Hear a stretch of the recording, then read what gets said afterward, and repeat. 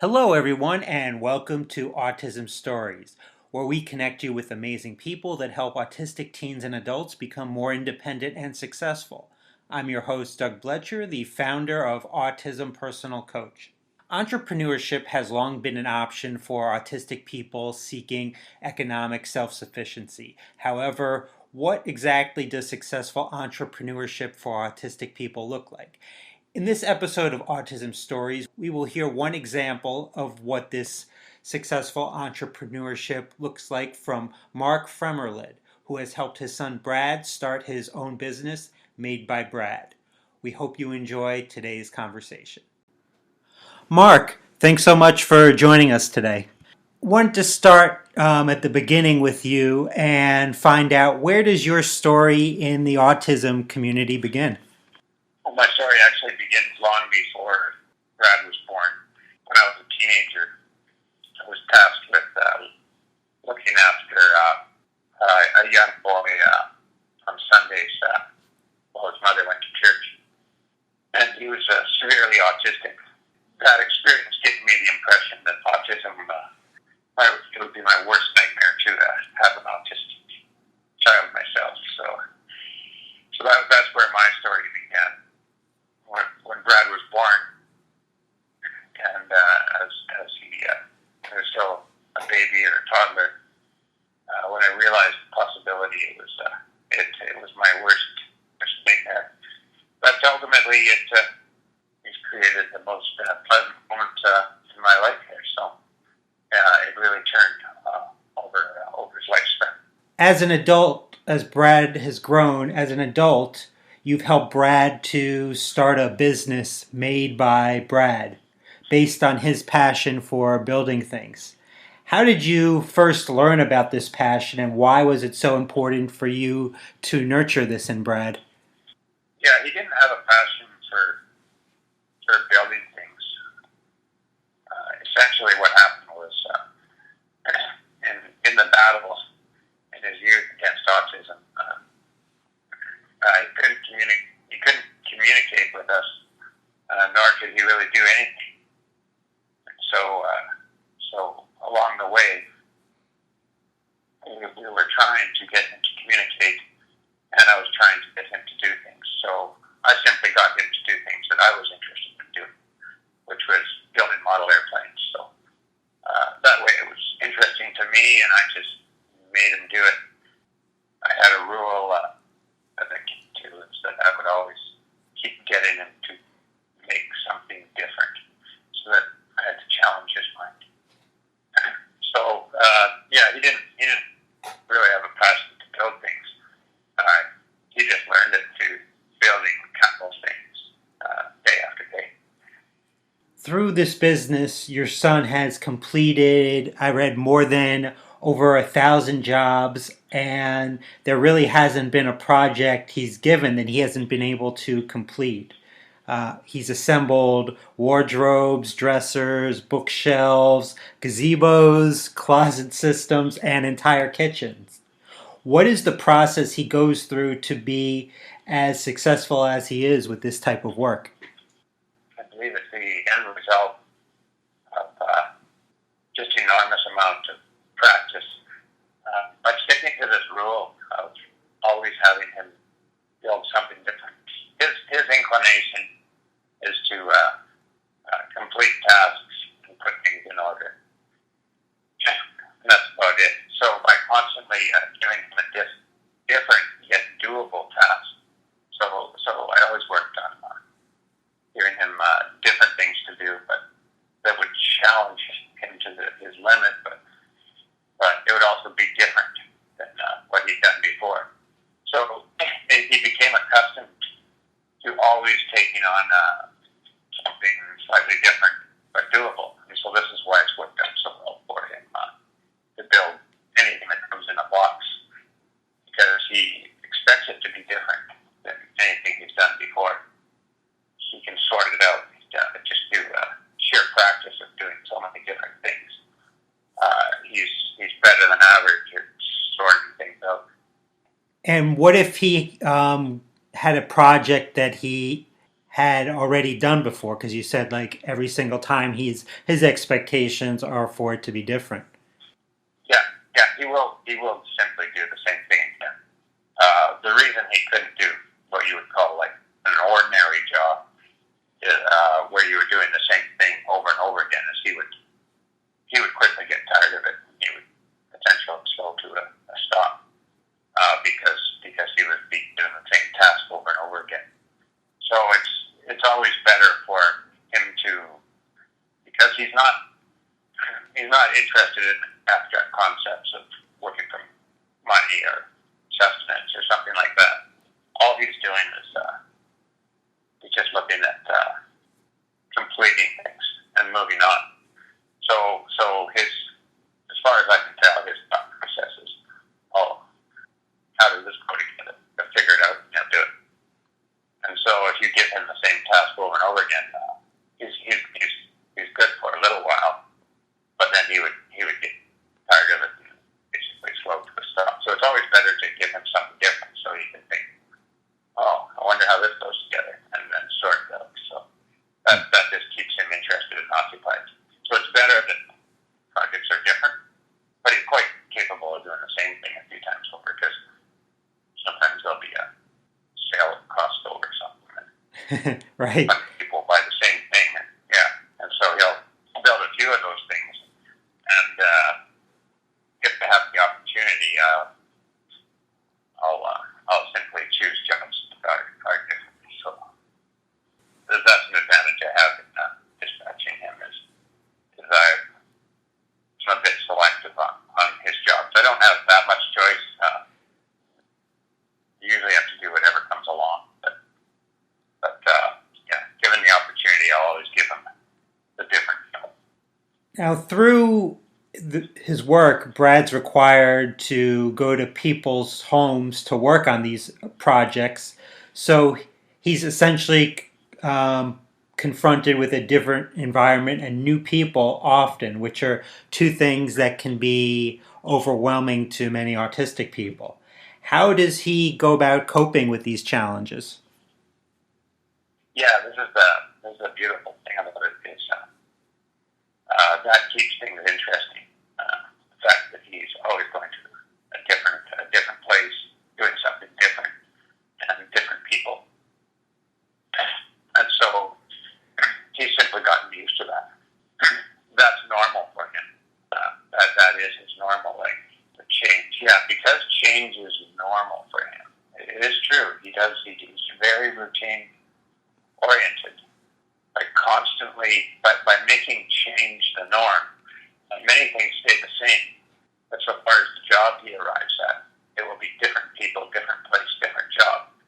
And then almost everything else is the same, so far as what snacks he brings in his bag, and when they leave, and there's a whole bunch of variables that are very important that stay exactly the same. But so far as the people, the place, and the job, that can be different every time, because it always is. So it's the perfect combination. He gets to stick with his routine and gets to use his mind to sort out a different job in a different place. But it works really well for him, because it makes him, it puts him in a situation where he's accomplishing tasks, feeling good, and also making people in the community feel good. He really makes people happy when they see this guy who communicate with them, really, and he doesn't appear like he's going to be able to do anything, and yet a couple hours later he put their dresser together or something. They're just kind of amazed and happy that it happens that way. In doing research to interview you, I read that Brad, with all of his projects, he never will look at the instructions to assemble these projects. Can you talk a little bit about that? How is he successful? Yeah, well, actually, it is true. He rarely looks at the instructions, but he's quite capable of looking at the instructions. He can't read, so he's not going to read the words in the instructions. But because instructions are almost entirely diagrams nowadays, it works out perfectly for him, because he can understand diagrams really well. And so there's a couple of things going on there. he does have ability to sort out how things go together quite well in his mind. He can look at a bunch of pieces and fairly quickly understand how they're going to go together without looking at the instructions, which is why he usually doesn't bother. And it all us, and this was really important when he was younger. We brought him to a series of developmental Lego type kits which were extremely complicated and had very many inner workings that you couldn't possibly put together without carefully going through every last piece of the instruction.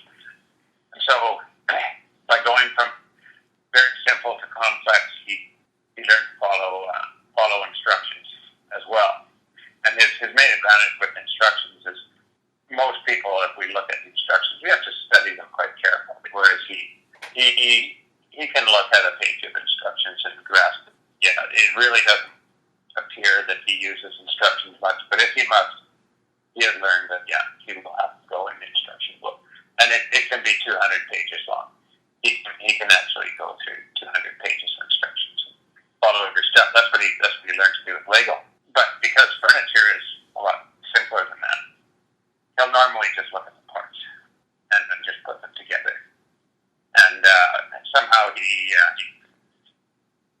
I guess through 1,000 different projects, I don't myself know what all he's built because I'm really just mostly dispatching him and a support worker from a day program is taking him to these jobs. So I don't, at this point, know everything he's built, but I know the kind of variety. We're basically talking exercise bikes, barbecues, furniture. I guess there's a long list because so many things come in a box that require assembly. So anything that comes in a box that requires assembly. If they think anyone, the general public, can put these together, well, Brad should be able to put it together. And if he can't put it together, well, anybody with that serious problems put it together then. Your son, it sounds like, is really good at what he does, but what type of support does Brad need to make the business successful now and in the future? Yeah, he needs a lot of support. The way this goes is he needs a support worker to take him to the job and to interact with the client, just to direct him to the job. So he gets started on it, and then he'll do it because he can't actually cross the road safely on his own. For that matter, he can't even identify whether a washroom is a men's or women's washroom.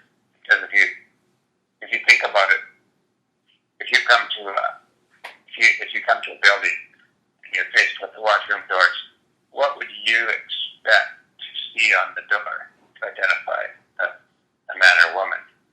You have no idea what to expect. It could say M or F. There's a lot of different things, yeah. It could say ladies or gentlemen. It could say boys or girls. It could have different symbols. It could have different diagrams. It's almost infinite. And the only way he understands things is a hard rule. And there's no way that you can actually tell him all those possibilities because you actually have to work them through. And so the only way he would know which door to go in is if you showed him that door in the past. Then he would know, in that building it's that door, because he would remember that. He had no problem remembering that. As you go into a new building, you've got a different word or symbol or whatever. He's just guessing. But all this furniture is straightforward. There's a picture of the finished object, and there's a diagram, and there's just one way it goes together. So that makes perfect sense to him. So he needs a lot of support because he can't operate normally within society so far as the kind of directions and communication we have. So he needs a support worker to take him to jobs, and so that's a bit of a problem in the sense that how are you going to make that happen? And in this case, it was simply one thing leading to another. I knew since he was a teenager that he was capable of doing the sort of work, but actually I didn't really have a way to implement it because there would have to be a system in place where somebody would take him to jobs, or alternatively, I would have to quit my own job and take him to jobs. So that's not really a possible thing to do financially. So within the system, after he finished high school, here in Canada, I think it's similar in the United States and many countries, there is a way of government paid support for people to live in a residence, but that system won't bring people. It will look after them to a certain degree, but it won't manage the business. So we managed to get Brad into the day program, which was actually a recreational program for adults, handicapped adults. One day I was asking his doctor, a psychiatrist, or I was talking to him about how we could get him to communicate, and he recommended a fellow who was trying to develop an iPad program, and that fellow's name was Ben Weinlich. So I contacted Ben Weinlich to find out about this iPad program.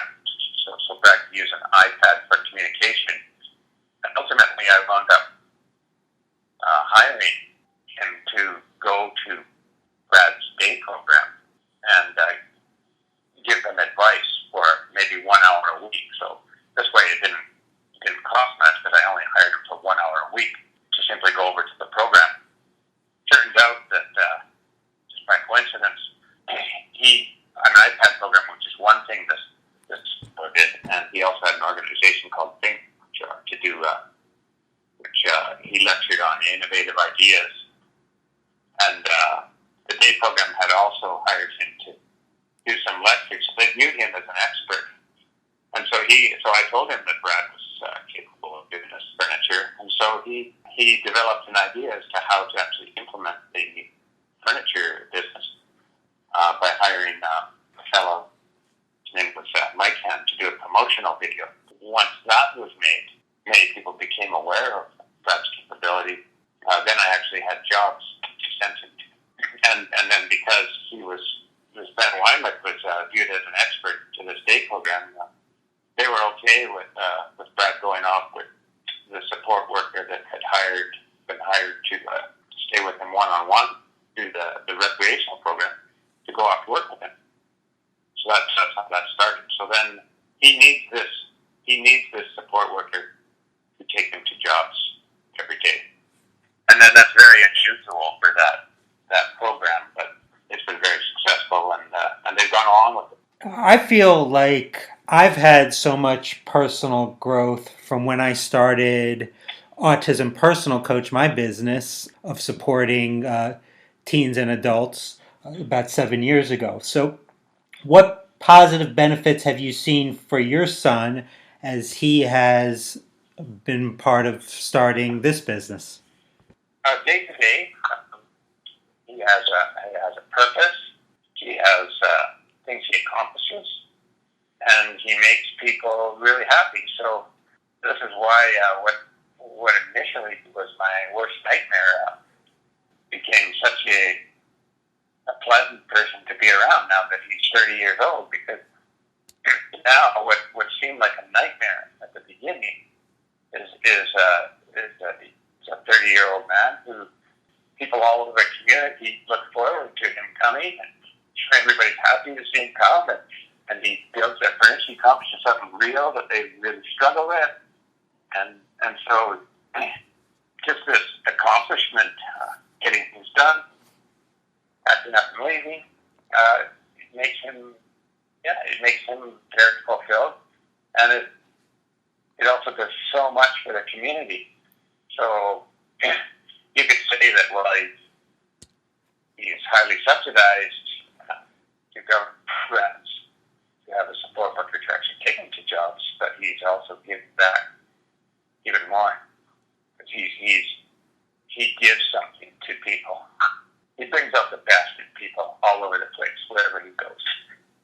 For those that are listening that are either interested in starting a business for themselves or want to support their family member in doing so, what suggestions do you have for them? The suggestion is to look for opportunities that could come their way. For myself, I have a poor attention span. I don't stay tasked for very long, and I simply couldn't do it on my own.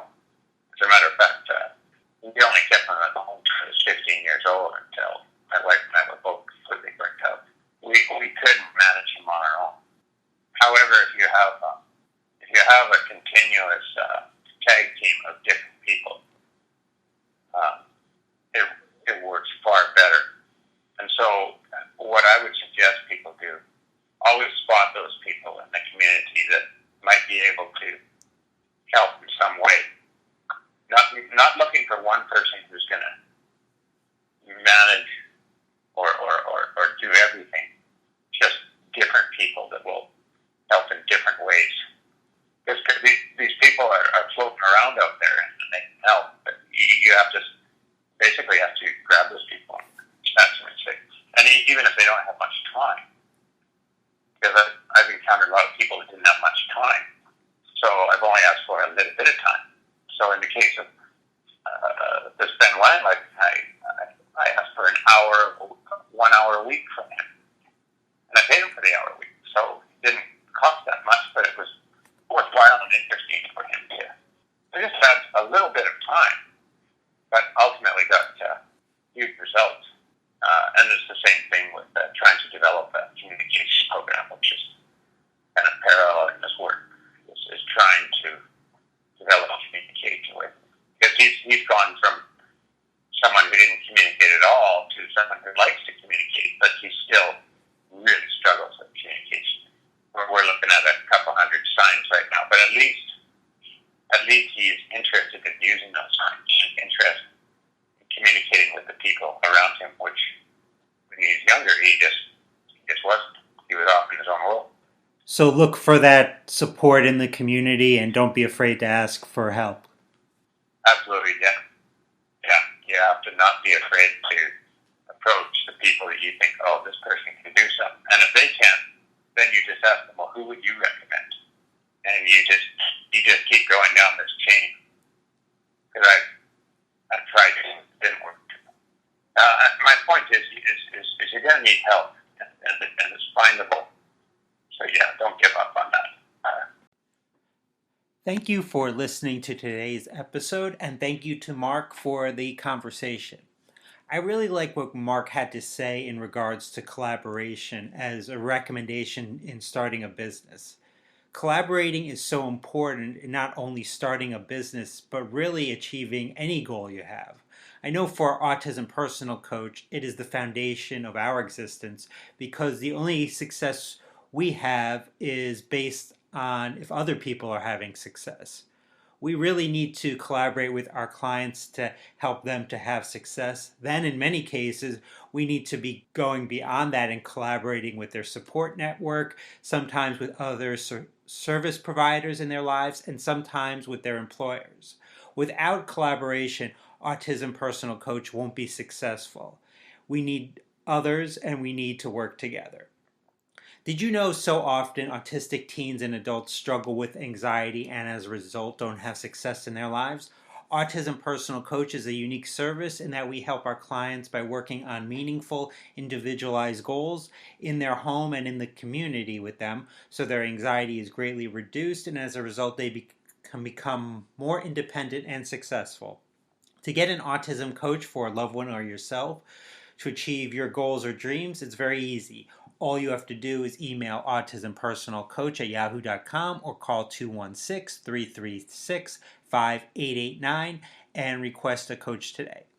On the next episode of Autism Stories, we will welcome back Andrew November to talk about how social media is being used to deny people disability benefits. Talk to you then. Social skill issues.